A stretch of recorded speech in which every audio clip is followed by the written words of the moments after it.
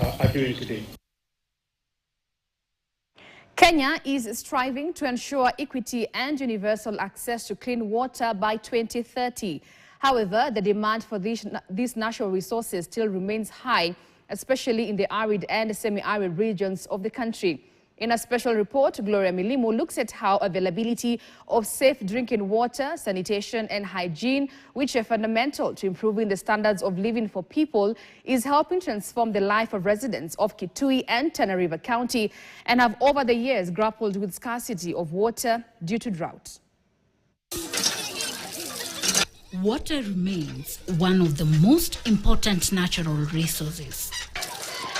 For school-going children, experts warn that access to clean water can significantly impact on their education and future.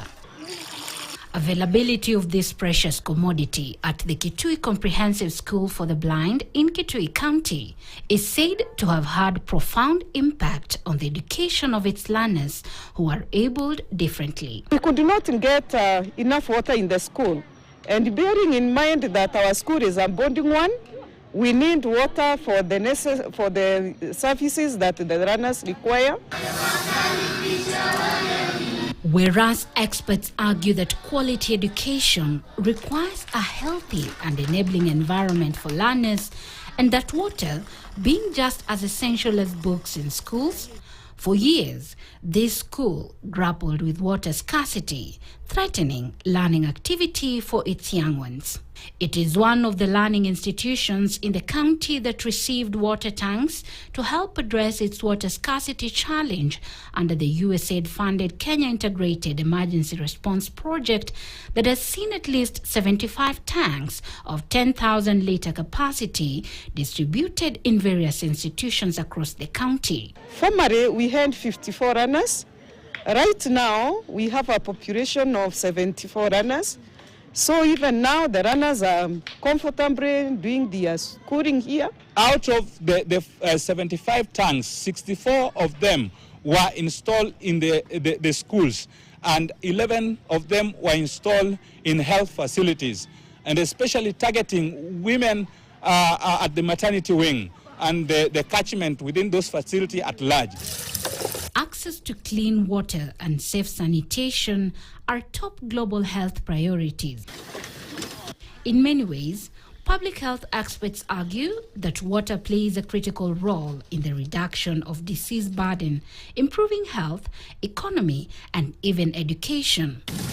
However, many people still grapple with water scarcity, a situation that affects at least 2.2 billion people globally who still lack access to safe drinking water.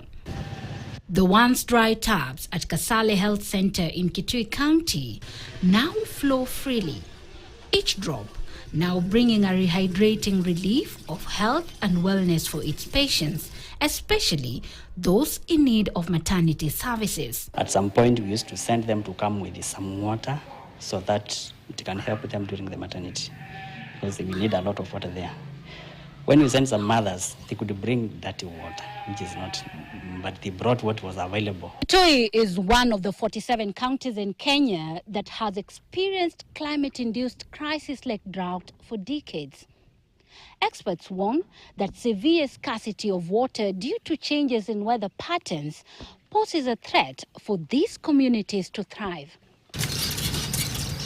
Experts say water is at the core of sustainable development and is critical for socio-economic development, food production, and even for human survival in itself.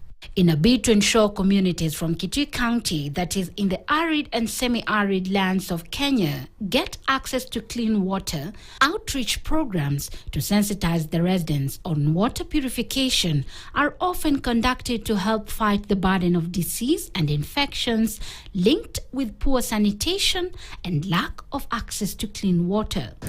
On the other hand, in Tana River County, such water kiosks operated digitally are a reprieve for hundreds of residents who are forced to trek for hours in search of the natural resource. In Gora area, access to water has helped reduce the human-wildlife conflict the residents have battled for years. The crocodile-infested River Tana has been a death trap for both human and domestic animals that depend on it for water. Hata tukisafiri mahali tunaenda na wasiwasi.